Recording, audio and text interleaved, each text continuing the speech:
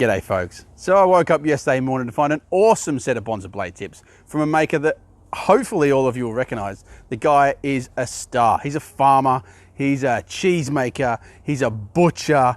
The guy knows about knives and he makes some amazing knives. And not only did he do us a Bonza Blade tip, but he did us an awesome walk through his workshop. So tonight's video will be his walkthrough. I'm not even going to introduce him because I want him to introduce himself.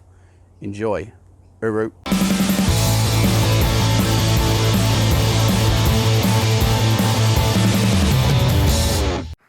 Hello, my name is Fingal of Fingal Ferguson Knives in Gabeen in West Cork, and these are a few of my Bonza knife tricks. Welcome into the workshop.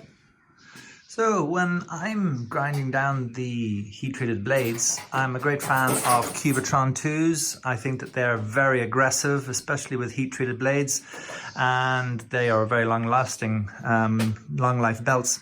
I'll go down through the Cubitrons 36 down to 80, and then I'll start jumping into Trizact gator belts, again long life belts.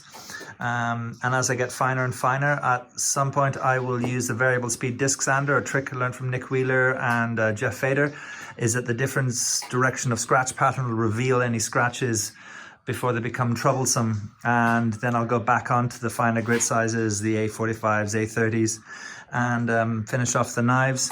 If I want to get into mirror polishing prior to that, a wet A30 belt will create a nice sort of slurry and help get rid of any scratches. Again, running it quite fast. You're keeping it cool with all the water, and the likes of window cleaner even can keep the kind of the heat away. If I'm going for a matte finish, a superfine Scotch Brite belt, bit of WD-40 will cool that down. I saw that on a forum. And then if I'm when I'm sharpening a blade, this is a leather belt, and a bit of rouge on that, and I can get a mirror polish on the edge after sharpening. This is a grinder that I have set up to run very fast. A knackered 36 grit Cubitron belt, too knackered for blades, is fantastic for profiling out blades post cutting them out in the bandsaw.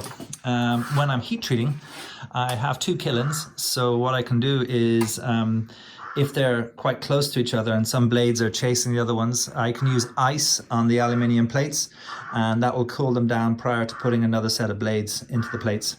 The air compressor cools things down as well. If they're high carbon steel blades, I have a magnet hanging there to quick check before quenching in the oils or brine. There is a jig system I have set up here. If there's any warps, I find most warps happen post liquid nitrogen in the cryo stage. So I put it into the clamp, a little bit of the blowtorch on the spine, and that'll help correct any issues, but make sure to quench it very quickly before it goes anywhere further than the spine. I'm a great fan of this drill press, and the 321 blocks are fantastic for bringing something you're drilling up to the bit as opposed to constantly changing the height. Super glue activator, if you haven't ever bought some, it's amazing stuff to have at hand. Speeds the whole process up. I always have a roll of butcher's paper around the place. I'm a butcher as well, so having some helps keep work surfaces clean, but also you can write notes and keep track of everything and keep the place nice and clean. I'm a great fan of the buffing wheel using utinized wheels. They're great for getting rid of scratches on the blades, but another handy trick is that if you put a bit of rouge on it, they are good for getting rid of scratches and handles and getting into the tricky areas you can't reach. And something I learned on the forum is, and Simple Little Life and a few other people, are these fantastic little clamps, which are great for quickly pinning a blade down when hand sanding. So a lot of these tips and tricks, I know they've already been done, and people have very generously shared them, but this is just a quick walk around the workshop and everything I thought stood out. Thanks very much. Bye.